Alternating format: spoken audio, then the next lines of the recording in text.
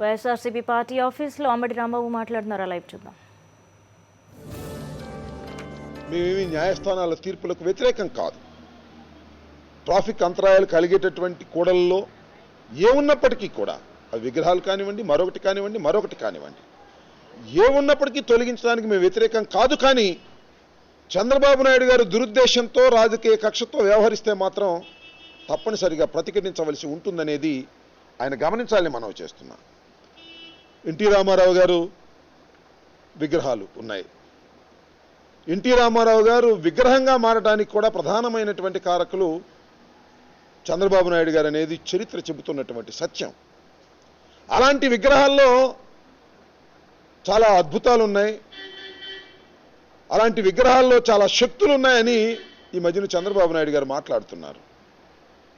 సరే, ఆ విగ్రహాల్లో శక్తులు ఉన్నాయో లేవో ఆయనకే తెలియాలి. కానీ దురుద్దేశంతో రాజశేఖర రెడ్డి గారి విగ్రహాన్ని అంటుకుంటే ఏమి శక్తులున్నాయో చంద్రబాబు నాయుడు గారు చూడవలసినటువంటి పరిస్థితి ఏర్పడుతుంది.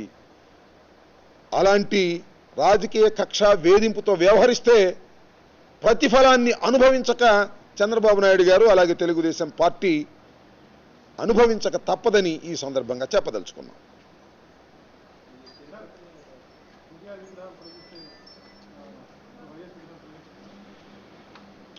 ఎన్టీఆర్ విగ్రహాలు తొలగిస్తే వైఎస్ విగ్రహాలు తొలగిస్తారా? వైఎస్ విగ్రహాలు తొలగిస్తే ఎన్టీ రామారావు గారి విగ్రహాలు తొలగిస్తారా అనేది ప్రశ్న కాదు. ఇక్కడ ఆయన ఏదో చెప్తున్నారు కదా, ఏదో ట్రాఫిక్ అంతరాయంగా ఉన్నదని. అలాంటి తొలగించే క్రమంలో న్యాయబద్ధంగా వ్యవహరిస్తే తప్పు లేదు. కానీ రాజకీయ కక్షతో వ్యవహరిస్తేనే వచ్చే ప్రమాదం అని మాత్రం ఇక్కడ చెప్పదలుచుకున్నాం.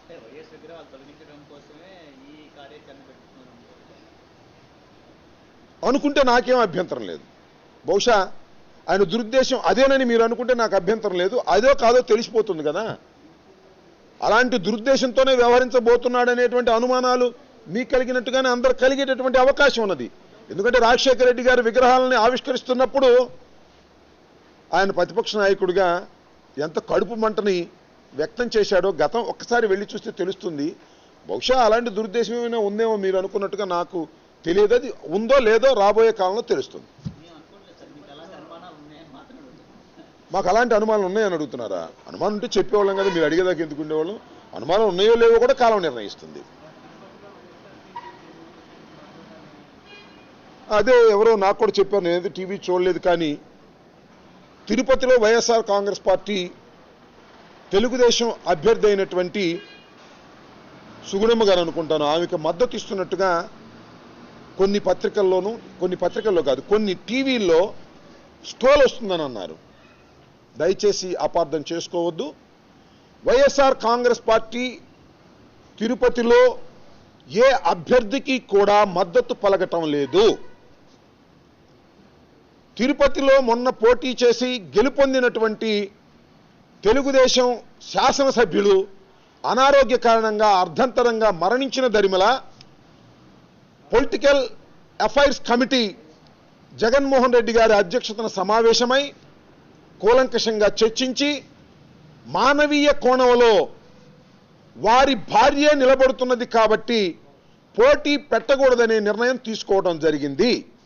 అంతవరకే తప్ప కాంగ్రెస్కో తెలుగుదేశానికో లేకపోతే మరొక ఇండిపెండెంట్ అభ్యర్థులకో మేము మద్దతు పలకటం లేదు.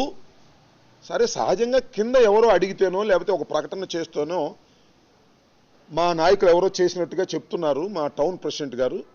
దాన్ని వక్రీకరించి కొన్ని ఛానళ్ళు చెబుతూ ఉన్నట్టుగా కనిపిస్తున్నది. లేదా ఆయన పొరపాటు మాట్లాడాడేమో మరి తెలియదు. ఏది ఏమైనా ఎవరికైనా మద్దతు ప్రకటించాలంటే అది మళ్ళీ హైయెస్ట్ బాడీ అయినటువంటి జగన్మోహన్ రెడ్డి గారి నాయకత్వంలో పొలిటికల్ అఫైర్స్ కమిటీ మాత్రమే కూర్చొని నిర్ణయిస్తుంది.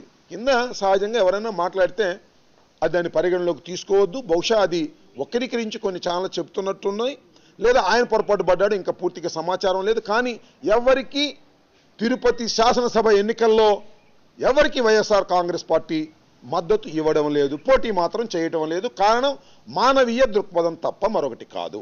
ఇది ఇక్కడే కాదు, ఇంతకుముందు కృష్ణా జిల్లాలో జరిగినటువంటి ఎన్నికల్లో కూడా ఇదే పద్ధతిని మేము ఆచరించాం.